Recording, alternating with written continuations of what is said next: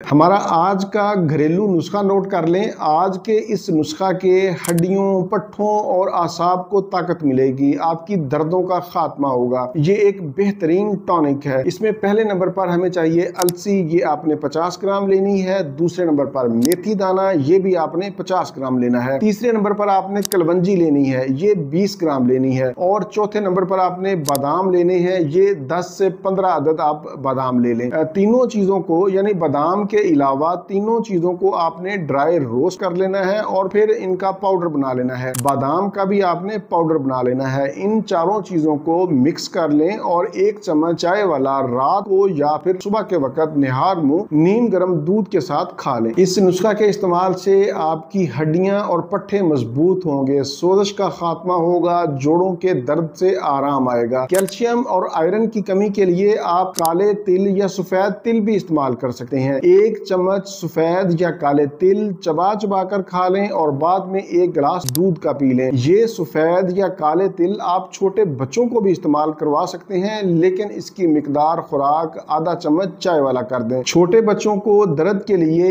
1 cup नीम गर्म दूध में 1/4 चम्मच चाय वाला हल्दी का पाउडर मिलाकर भी दे सकते हैं।